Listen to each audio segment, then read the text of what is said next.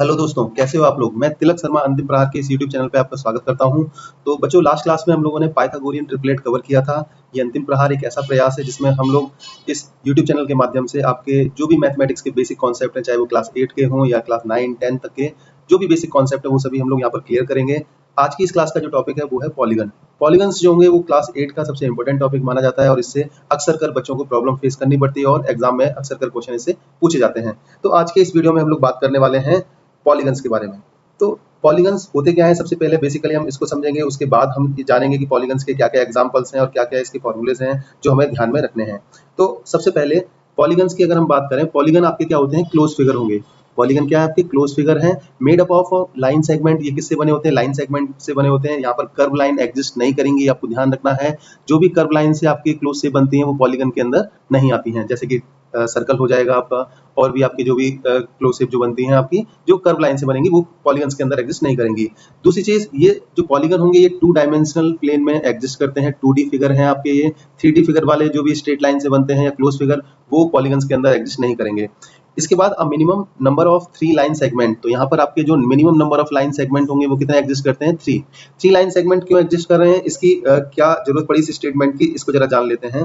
जैसे किसी भी अगर हम पॉलीगन को ड्रॉ करेंगे, किसी भी क्लोज फिगर को, देखो एक हमने सिंगल लाइन ये ड्रॉ कर दी स्ट्रेट लाइन, दूसरी अगर हमने स्ट्रेट लाइन अगर इस तरीके से ड्रॉ कर दी, दूसरी स्ट्रेट लाइन हमने इस तरीके से ड्रॉ की। अब इसके बाद इसको क्लोज फिगर बनाने के लिए हमें आपका इस तरह से तीसरी स्ट्रेट लाइन की जरूरत पड़ेगी और फिर ये आपका 3 जो लाइन होंगी लाइन सेगमेंट, इनसे ये क्लोज फिगर बन जाएगा और इस शेप को हम लोग क्या बोलते हैं, ट्राइंगल। इस शेप को क्या बोलेंगे, आपका ट्राइंगल बोलेंगे। ऐसे ही अगर हम ट्राइंगल के बाद नेक्स्ट क्लोज फिगर की बात करें तो वो आपका क्वाड्रिलेटरल है जो 2 डायमेंशनल फिगर में एग्जिस्ट करेगा। यहाँ पर आपके 4 लाइन सेगमेंट हैं, अगर इनको हम आपस में मिला देते हैं तो आपका एक क्लोज फिगर बन जाता है और इसको हम लोग क्या बोलते हैं, क्वाड्रिलेटरल बोलते हैं। तो क्वाड्रिलेटरल इसको बोलेंगे। इसके बाद हमें कुछ फॉर्मूलेज हैं जो कि इंटीरियर एंगल और एक्सटीरियर एंगल के रेस्पेक्ट में याद रखने हैं, जिनका अक्सर अगर हम क्वेश्चंस में यूज करते हैं।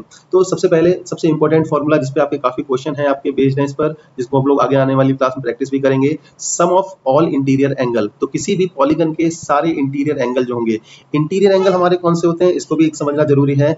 इंटीरियर एंगल वो आपके एंगल्स हैं जो कि किसी भी क्लोज फिगर के इनसाइड एग्जिस्ट करते हैं। तो यहाँ पर आपका अंदर की साइड में जो एग्जिस्ट करेंगे ये आपके सारे क्या है, इंटीरियर एंगल, ठीक है, इनसाइड द पॉलीगन।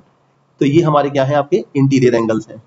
इसके बाद एक्सटीरियर एंगल कौन से होंगे, जब भी आपकी 2 लाइन सेगमेंट आपका एक दूसरे से मैच करती हैं उसके बाद उनके आउटसाइड जो आपका एंगल बनता है उसको हम लोग क्या बोलते हैं, एक्सटीरियर एंगल, ठीक है। तो दोनों में डिफरेंस आपको क्लियर होना चाहिए। यहाँ पर अगर हम बात कर रहे हैं सम ऑफ इंटीरियर एंगल की, तो इंटीरियर एंगल का जो सम आएगा वो n-2 इंटू 180 डिग्री आएगा। कई बच्चे क्या गलती करते हैं, इसमें 180 डिग्री की जगह 360 डिग्री उनको ध्यान रहता है और वो यहाँ पर आपका मिस्टेक कर देते हैं। तो n यहाँ पर जो रहेगा, n क्या है, n आपका नंबर ऑफ साइड्स है, ये आपको ध्यान रखना है। n जो है ये क्या है, आपका number of sides, number of sides आपका n रहेगा। जैसे ट्राइंगल है, ट्राइंगल में आपकी 3 साइड्स होती हैं तो n की जगह 3 रखेंगे। क्वाड्रिलेटरल में 4 साइड होंगी तो यहाँ पर आपका 4 रखेंगे। अगर हम बात करते हैं पेंटागन की, तो यहाँ पर पेंटागन में नंबर ऑफ साइड्स कितनी रहती हैं, 5, तो यहाँ पर n की वैल्यू 5 रखी जाएगी। इसके बाद नेक्स्ट आपका जो है इसमें सम ऑफ ऑल एक्सटीरियर एंगल। अगर हमें एक्सटीरियर एंगल का सम पता करना है तो उसके लिए आपको बस इसमें कुछ अलग से याद नहीं रखना, ये आसान रहता है। आपको ये ध्यान रखना है एक्सटीरियर एंगल का जो सम है वो 360 डिग्री रहेगा ऑलवेज। चाहे कोई भी पॉलीगन हो, आपका ट्राइंगल हो, क्वाड्रिलेटरल हो, पेंटागन, हेक्सागन, हेप्टागन, नोनागन, ऑक्टागन, कुछ भी आपका पॉलीगन दे रखा है उसमें एक्सटीरियर एंगल का जो सम आएगा वो हर केस में 360 डिग्री रहने वाला है। इसके बाद तीसरा और सबसे इंपॉर्टेंट जो आपका पॉइंट है जो कि आपको ध्यान रखना है, जिसको हम इग्नोर कर देते हैं और किसी भी बुक में इसका जिक्र नहीं मिलता है, लेकिन आपको ये ध्यान रखना है, आगे आपका काम आने वाला ये काफी इंपॉर्टेंट टॉपिक है जिसमें नंबर ऑफ डायगोनल हम कैलकुलेट करते हैं। किसी भी पॉलीगन के अंदर नंबर ऑफ डायगोनल अगर हम कैलकुलेट करेंगे तो उसके लिए आपका n इंटू n-3 इसको हमें डिवाइड कर देना है 2 से। यहाँ पर जो n है वो आपका क्या है, नंबर ऑफ साइड्स है। नंबर ऑफ साइड्स को अगर 2 से डिवाइड कर देंगे तो आपको नंबर ऑफ डायगोनल पता लग जाएंगे।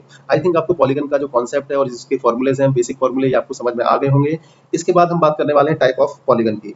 टाइप ऑफ पॉलीगन में अगर हम बात करें तो पॉलीगन के 2 टाइप होते हैं, एक आपका रेगुलर पॉलीगन और दूसरा इरेगुलर पॉलीगन। अब इनको हम समझेंगे कि इन दोनों में क्या डिफरेंस है, कौन कौन सी शेप है जो रेगुलर और इरेगुलर पॉलीगन के अंदर एग्जिस्ट करते हैं। रेगुलर पॉलीगन क्या है, इसमें सारे angles, all angles and all sides, जितने भी एंगल होंगे और जितने भी साइड्स होंगी वो सारी आपकी क्या होते हैं, इक्वल होते हैं। अब सवाल ये उठता है, बच्चे क्वेश्चन ये पूछते हैं कि एंगल जो बात की जा रही है वो इंटीरियर एंगल की बात की जा रही है, एक्सटीरियर की, या इसमें दोनों तरह के एंगल आ जाएंगे। तो यहाँ पर जो एंगल हैं वो आपके दोनों तरीके के एंगल हैं, चाहे वो इंटीरियर हो चाहे एक्सटीरियर हो, ये दोनों तरह के एंगल आपके इक्वल होते हैं और जितनी भी साइड्स होंगी वो इक्वल इन लेंथ होने वाली हैं। तो रेगुलर पॉलीगन में आपको सबसे पहले ध्यान रखना है सारे इंटीरियर एंगल, एक्सटीरियर एंगल, सारी साइड्स इक्वल होती हैं। सेकंड पॉइंट, अब अगर हमें यहाँ पर जो पता करने को बोला जाता है, जो मोस्ट फ्रीक्वेंट क्वेश्चन जो पूछा जाएगा, आपको बुक में भी अक्सर कर देखने को मिलता है, value of each interior angle, यानी कि जो इंटीरियर एंगल हैं क्योंकि सारे सेम है तो उनकी वैल्यू क्या होने वाली है। तो इसके लिए हमें क्या करना है, सम ऑफ ऑल इंटीरियर एंगल, सम जो भी आपका इंटीरियर एंगल का हम पता करते हैं, किससे, आपका जो ऊपर फॉर्मूला गिवन है, आपने ऊपर फॉर्मूले में ये चीज देखी है, फॉर्मूले में आपका जो सम ऑफ इंटीरियर एंगल आएगा उसको हम डिवाइड कर देंगे किससे, नंबर ऑफ साइड से। नंबर ऑफ साइड से डिवाइड करने पर हमें क्या मिल जाएगा, ईच इंटीरियर एंगल है उसकी वैल्यू मिल जाएगी। ऐसे ही अगर हम एक्सटीरियर एंगल की बात करें तो ईच एक्सटीरियर एंगल, इसकी जो वैल्यू है वो आपकी क्या रहने वाली है, तो यहाँ पर क्योंकि जो सम आया था वो कितना आया था, 360 डिग्री, एक्सटीरियर एंगल का सम 360 डिग्री था, इसको हम डिवाइड कर देंगे किससे, नंबर ऑफ साइड से, तो हमें क्या पता लग जाएगा, ईच एक्सटीरियर एंगल जो है उसकी वैल्यू क्या होगी। जैसे एग्जाम्पल के लिए अगर हम बात करें ट्राइंगल की, ट्राइंगल में आपके जो सम ऑफ ऑल इंटीरियर एंगल कितना आता है आपका, 180 डिग्री। 180 डिग्री को अगर हम डिवाइड कर देंगे नंबर ऑफ साइड्स यानी कि 3 से, तो आपको कितना आ जाएगा, 60 डिग्री। तो रेगुलर पॉलीगन के अंदर जो ट्राइंगल आता है वो हमारा इक्विलेटरल ट्राइंगल है, और इक्विलेटरल ट्राइंगल के सारे इंटीरियर एंगल कितने होते हैं आपके, 60 डिग्री के। ऐसे ही एक्सटीरियर एंगल की बात करें तो हमें 360 को डिवाइड कर देना होगा किससे, 3 से, क्योंकि नंबर ऑफ साइड 3 है, तो कितना आ जाएगा आपका 120 डिग्री। इसके बाद कुछ एग्जांपल दे रखे हैं रेगुलर पॉलीगन के, जैसे आपका ये हमारा है, ये इक्विलेटरल ट्राइंगल है, इसके बाद square, regular pentagon, regular hexagon, regular heptagon, octagon, regular, और ये रेगुलर नोनागन, और ये regular decagon. Number of side पे आपका डिपेंड करेगा, यहाँ पर नंबर ऑफ साइड 3 होगी, ये 4, 5, 6, 7, 8 और 9, और इसके बाद में ये 10। ठीक है, तो इससे हमें ध्यान रखना है। तो चलते हैं इसके आगे। रेगुलर पॉलीगन के बाद आपका जो नेक्स्ट है वो है इर्रेगुलर पॉलीगन। इर्रेगुलर पॉलीगन को समझेंगे, उसके बाद इन दोनों के हम डिफरेंस को देखेंगे, इनमें क्या क्या डिफरेंस होते हैं। इरेगुलर जो पॉलीगन रहेगा इसमें आपकी जो नंबर ऑफ साइड्स हैं या नंबर ऑफ एंगल्स हैं जो आपकी उनकी वैल्यू है वो आपकी डिफरेंट रहेंगी, जैसा कि डेफिनेशन में भी बोला गया है। Irregular polygon are 2 dimensional shape, तो ये भी हमारी 2 डायमेंशनल शेप रहेंगी, ये हमें ध्यान रखना है। विद 3 और मोर स्ट्रेट लाइन, 3 और 3 से ज्यादा आपका स्ट्रेट लाइन रहेंगी, 3 और more straight line. Where not all sides are equal, यानी कि सारी साइड्स इक्वल नहीं रहेंगी लेंथ में, और ना ही सारे इंटीरियर और एक्सटीरियर एंगल आपके सेम रहने वाले हैं आपकी लेंथ में, तो ये आपको ध्यान रखना है। इसके बाद इरेगुलर पॉलीगन के हम एग्जांपल देख सकते हैं। यहाँ पर इरेगुलर पॉलीगन के एग्जांपल में 3 साइड के आपके जो भी ट्राइंगल हैं इक्विलेटरल ट्राइंगल के अलावा वो सभी आपके किस में आ जाएंगे, इरेगुलर पॉलीगन में। जैसे आपका स्केलेन ट्राइंगल हो गया, रेक्टेंगल है, इरेगुलर पेंटागन हो गया जिसमें 5 साइड्स होंगी, irregular hexagon, irregular heptagon, irregular octagon, नोनागन और डेकागन। तो इसमें आपके नंबर ऑफ साइड्स हैं वो डिफरेंट दे रखी हैं, लेकिन यहाँ पर जो है इरेगुलर वर्ड लग गया है, मींस आपका सारी साइड्स और सारे जो इंटीरियर एंगल है या एक्सटीरियर एंगल उनकी वैल्यू यहाँ पर सेम नहीं रहेगी। इसके बाद अगर आपसे डिफरेंस पूछा जाता है इन दोनों में क्या डिफरेंस है, इसको जरा समझते हैं, क्योंकि डिफरेंस के बेसिस पे हमें चीजें थोड़ा सा और ज्यादा क्लियर रहती हैं। डिफरेंस क्या रहेगा, the length of sides of regular polygon is equal, तो लेंथ के रेस्पेक्ट में हम इनको डिफरेंशिएट कर सकते हैं।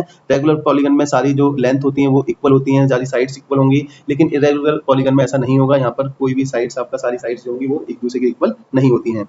इसके बाद इंटीरियर एंगल की बात करें तो इंटीरियर एंगल यहाँ पर इक्वल होंगे किसमें, रेगुलर में, लेकिन इंटीरियर एंगल इक्वल नहीं होंगे किसमें, इरेगुलर पॉलीगन में।